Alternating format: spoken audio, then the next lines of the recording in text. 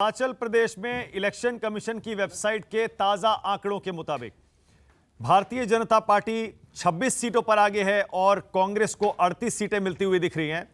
आपको पता है बहुमत का आंकड़ा होता है 35 ऐसे में 38 सीटें अगर कांग्रेस हिमाचल प्रदेश में जीत रही है तो यह कहा जा सकता है कि हिमाचल प्रदेश में कांग्रेस बीजेपी को सत्ता से हटाती हुई दिख रही है। और हां, जो रिवाज बदलना है, बीजेपी ने नारा दिया था हिमाचल प्रदेश में हर 5 साल में सरकार बदलने का रिवाज है। वहां की जनता किसी भी पार्टी को 5 साल के बाद दोबारा सत्ता में नहीं बैठाती, दूसरा मौका नहीं देती।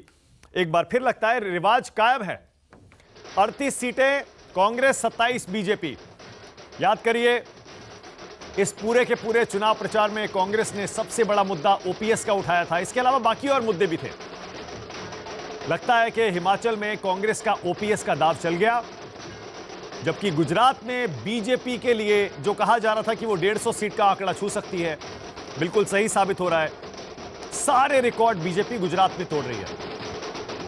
और इन गुजरात और हिमाचल के नतीजों के बीच याद रखिए, इस समय 6 और विधानसभा की सीटों पर उपचुनाव के नतीजे आ रहे हैं और 1 लोकसभा सीट के भी उपचुनाव के नतीजे आ रहे हैं। पर ताजा अपडेट मेरे पास यह है कि इन सारी सीटों पर बीजेपी पीछे चल रही है। यूपी की 3 सीटों पर बीजेपी पीछे चल रही है, बिहार की सीट पर बीजेपी पीछे है, छत्तीसगढ़ की सीट पर बीजेपी पीछे है, कांग्रेस आगे है। उसी तरह से राजस्थान में कांग्रेस आगे है और छत्तीसगढ़ में भी कांग्रेस आगे चल रही है। सुकेश मेरे साथ हैं, रमन कुमार कांग्रेस ऑफिस से मेरे साथ हैं, प्रदीप हैं शिमला से। सुकेश, अगर सारी की सारी विधानसभा के उपचुनाव वाली सीटों पर बीजेपी पीछे चल रही है, उपचुनाव है, बाय इलेक्शन है, तो इसका मतलब यह हुआ कि यूपी में समाजवादी पार्टी अब यही कहेगी कि उत्तर प्रदेश में समाजवादी पार्टी की वापसी हो रही है, बीजेपी का ग्राफ नीचे जा रहा है। बिहार में जेडीयू कहेगा कि देखिए हमने इनको हरा दिया, 24 का काउंटडाउन शुरू हो गया। उसी तरह कांग्रेस कहेगी राजस्थान छत्तीसगढ़ में हमने इनको हरा दिया। लेकिन उपचुनाव का वाकई क्या इतना इंपॉर्टेंस है, क्योंकि एक सीट पर हो रहा है? सुकेश, नहीं, यूपी का चुनाव उतना महत्वपूर्ण नहीं है मानक जितना बिहार का है।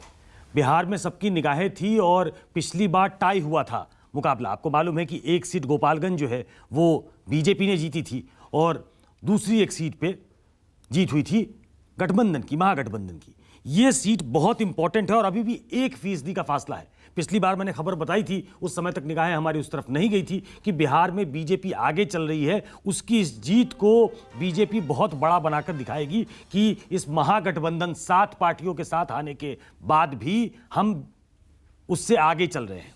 1% से वो पीछे हो गई है, तो वो सीट बहुत इंपॉर्टेंट है जिस पर बीजेपी की भी निगाहें हैं और नीतीश कुमार की भी निगाहें हैं कि क्या होता है। खासतौर पे तब जब तेजस्वी यादव ने बड़ा सघन प्रचार किया था, वहाँ जेडीयू का कैंडिडेट था और इसलिए ये कहा जा रहा था कि क्या ग्राउंड पे भी दोनों के कार्यकर्ताओं में एका होती है, वोटर्स में एका होती है, दोनों एक दूसरे के वोट को जोड़ पाते हैं, नहीं जोड़ पाते हैं। तो वो एक बहुत महत्वपूर्ण चुनाव है। वोट परसेंटेज जो मैं देख रहा हूं अभी, जेडीयू को 42.92% मिल रहा है, 42.92%, लगभग 43%। जी, बीजेपी को मिल रहा है 41.39, मतलब लगभग 41.5%। एआईएमआईएम को मिल रहा है 2.11। अब एआईएमआईएम वहां पर इंपॉर्टेंट इसलिए हो गया क्योंकि वो हर बार आकर महागठबंधन का एक तरह से खेल बिगाड़ता है। पिछले चुनाव में याद करिए गोपालगंज में यही हुआ था। गोपालगंज में तो कर दिया उन्होंने, लेकिन यहां पे वो करने में नाकामयाब रहे हैं। शायद वहां से सीख ली होगी या वोटर्स को भी लगा होगा, उनके वोटर्स को जो उनकी तरफ जाने वाले होंगे, खासतौर पे जो अल्पसंख्यक वोटर हैं, उन्होंने लगता है कि महागठबंधन की तरफ रुख किया है और ये एक एज देता हुआ दिख रहा है जेडीयू आरजेडी कंबाइन को, महागठबंधन को, जिसमें कांग्रेस भी है, लेफ्ट भी है, तमाम पार्टियां शामिल है। तो उस सीट पे निगाहें होंगी। लेकिन हाँ, ये जरूर है कि रामपुर, खतौली और मैनपुरी में ये कहा जा रहा था कि चूंकि मुलायम सिंह जी का निधन अभी अभी हुआ है तो इसलिए एक सहानुभूति की लहर होगी। रामपुर और खतौली में भी, रामपुर की सीट याद करिए मानक, वहां पे जीत हुई, उपचुनाव में भी जीत हुई। रामपुर की लोकसभा सीट आज बीजेपी के पास है और इसलिए कहा जा रहा था, और वोटिंग जब कम हुई थी तो यह कहा जा रहा था कि वोटर्स नहीं निकले समाजवादी पार्टी के। आरोप यह भी लगाया जा रहा था कि नहीं निकलने दिया गया प्रशासन के द्वारा, उसके बाद भी वो आगे चल रहे हैं। खतौली से आरएलडी आगे चल रही है और मैनपुरी से डिंपल यादव आगे चल रही है। तो एक मोराल बूस्टर जरूर होगा 2024 के चुनाव के पहले कि हम वापस आ रहे हैं। और ये एक इक्वेशन जो उत्तर प्रदेश का है उसको बदलने में भी और एक नैरेटिव गढ़ने में भी मदद करेगा कि बीजेपी वहां हराई जा सकती है, बीजेपी वहां कमजोर की जा सकती है, बीजेपी की टांग खींची जा सकती है वहां। ये नैरेटिव बिल्ड करने की कोशिश होगी। तो ये एक इंपॉर्टेंट चुनाव उस लिहाज से जरूर है। उसी तरह छत्तीसगढ़ में देखिए, छत्तीसगढ़ में जो बाई इलेक्शन है वहां पर जो वोट प्रतिशत है, मैं तो उसे देख रहा हूं। कांग्रेस लीड तो कर रही है, लेकिन वोट प्रतिशत में कांग्रेस को लगभग 43% वोट मिल रहा है, बीजेपी को 22% वोट मिल रहा है, लगभग डबल छत्तीसगढ़ में। छत्तीसगढ़ अगर मानक आप देखें तो इन फाइटिंग से बीजेपी में बहुत परेशानी है। और एक सॉफ्ट हिंदुत्व की लाइन जो बीजेपी का जो एजेंडा था उसको कहा जा रहा है कि वहां के मुख्यमंत्री ने बहुत क्लेवरली अपनी तरफ कर लिया है और उस सॉफ्ट हिंदुत्व की राह पे वो चल रहे हैं। वो गाय की बात करते हैं, वो गोबर की बात करते हैं, वो बीजेपी के जो सारे मुद्दे थे उसको हथियाने में लगे हुए हैं और एक बड़ी प्रचंड बहुमत की सरकार वहां चल रही है। तो आम तौर पे लोग सरकारी पार्टी के साथ जाना पसंद करते हैं, जो कि उत्तर प्रदेश में नहीं हुआ है। उत्तर प्रदेश में इसके उलट हो रहा है, जबकि उत्तर प्रदेश में बड़ी डिसाइसिव लीडरशिप बीजेपी के पास है। नरेंद्र मोदी वहीं से चुनाव जीतते हैं, योगी आदित्यनाथ बहुत लोकप्रिय बताए जाते हैं, उसके बाद भी वहां नहीं हो रहा है। लेकिन ये छत्तीसगढ़ में होता हुआ दिख रहा है और ये उनके लिए एक जीवनदायिनी जैसा साबित हो सकता है, क्योंकि अगले साल वहां भी चुनाव है और वहां के चुनाव में अगर कांग्रेस अच्छा प्रदर्शन करती है तो राष्ट्रीय फलक पे, राष्ट्रीय स्तर पे वो अपना किला बचाए रखने की लड़ाई लड़ेगी।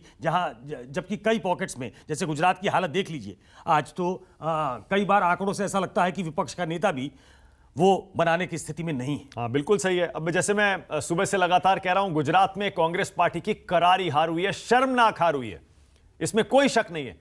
आंकड़े खुद बता रहे हैं। और बीजेपी सारे रिकॉर्ड तोड़ रही है। 151 देखिए जरा, 149 सीटों का 1985 का रिकॉर्ड तोड़ रही है बीजेपी गुजरात में। कांग्रेस आ गई 21 पर। कहां 77 सीटें जीत रही थी पिछली बार, 77। वोट परसेंटेज पिछली बार था कांग्रेस पार्टी का 41 के आसपास गुजरात में, इस बार 25-26 के आसपास आ गया, सीटें रह गई 21। आम आदमी पार्टी 6 सीटें जीत रही है, अदर्स को 4 मिल रही हैं। एक पैरेलल खींच लीजिए, मानक बीच में रोक रहा हूं आपको। कल एमसीडी के नतीजे आए हैं, जहां जहां कांग्रेस ने अच्छा प्रदर्शन किया है बीजेपी वहां जीती है। और चले जाइए गुजरात, जहां जहां आम आदमी पार्टी ने अच्छा प्रदर्शन किया है वहां बीजेपी जीत रही है। और इसीलिए आंकड़ा आप 151 के आसपास देख रहे हैं। और फिर से बता दें कि ये 151 जो है वो हमारे प्रेडिक्शन के बिल्कुल सटीक बैठता है। मानक हमने 150 ±11 दिया था और कांग्रेस को 19 सीटें दी थी, अभी वो 21 जीतते हुए दिखाई दे रहे हैं। हाँ बिल्कुल। और गुजरात में वोट परसेंटेज बता दूं, क्योंकि मेरे साथ जो मेहमान जुड़े हैं वो भी आपको आपकी टीवी स्क्रीन पर दिखाई दे रहे होंगे। सबको लाइए जरा स्क्रीन पर। जो मेहमान है मेरे साथ उनको आप देख पा रहे हैं। अभय दुबे कांग्रेस से आ गए हैं, बीजेपी से गोपाल कृष्ण अग्रवाल हैं और ऋतुराज झा आम आदमी पार्टी से हैं। राजेश बादल भी जुड़ गए हैं, वरिष्ठ पत्रकार हैं, राजनीतिक विश्लेषक हैं। प्रदीप पहले से जुड़े हुए हैं, रमन भी हैं और यहां स्टूडियो में सुकेश भी हैं। आम आदमी पार्टी को गुजरात में 12.79%, 12.79% वोट मिल रहा है। ऋतुराज झा कल यहां स्टूडियो में थे, उनसे बात भी हो रही थी। उनका दावा था 20% तक आम आदमी पार्टी गुजरात में अपना वोट प्रतिशत ले जा सकती है। लेकिन 12.79% भी कोई खराब प्रदर्शन नहीं है, बहुत बढ़िया प्रदर्शन है। यह ध्यान में रखते हुए कि आम आदमी पार्टी पहली बार गुजरात में चुनाव लड़ रही है। और देखिए कांग्रेस का वोट परसेंट जो मैं पहले बता रहा था 41 के आसपास था पिछले चुनाव में, इस बार रह गया 26.87, 27% भी नहीं रह गया। और बीजेपी का वोट प्रतिशत सुकेश 53.19%, पिछली बार 49 था। 49 जो वोट परसेंटेज इनका नरेंद्र मोदी के नाम पर लोकसभा चुनाव में आता था वो असेंबली इलेक्शन में आ रहा है इस बार 53.19%, यानी दूर दूर तक, गोपाल कृष्ण अग्रवाल मुस्कुरा रहे, दूर दूर तक कोई टक्कर में नहीं है। आम आदमी पार्टी ने खेल बिगाड़ा है कांग्रेस पार्टी का, इसमें कोई दिक्कत नहीं है। बीजेपी को फायदा पहुंचाया है, कहने में कोई गुरेज नहीं होना चाहिए। लेकिन बीजेपी ने अपना वोट प्रतिशत भी बढ़ाया है, इसमें भी कोई शक नहीं है। यानी पूरी तरह से यह कह देना कि आम आदमी पार्टी ने बीजेपी की 151 सीटें ला दी कांग्रेस का वोट काटकर या एंटी बीजेपी वोट काटकर, यह बहुत सिंपल एक्सप्लेनेशन होगा, बहुत टू सिंपलिस्टिक होगा। सही मायनों में बीजेपी ने भी अपना परफॉर्मेंस बेहतर किया है, यह कहने में अब कोई शक किसी को नहीं होना चाहिए इस बारे में। उधर छत्तीसगढ़ देखिए। अच्छा, इसके अलावा एक AIMIM जिस पर सबकी नजरें थी, उनके लिए भी बता दूं 0.39% वोट मिल रहा है असदुद्दीन ओवैसी की पार्टी को गुजरात में। BSP को मिल रहा है 0.55, आधा प्रतिशत।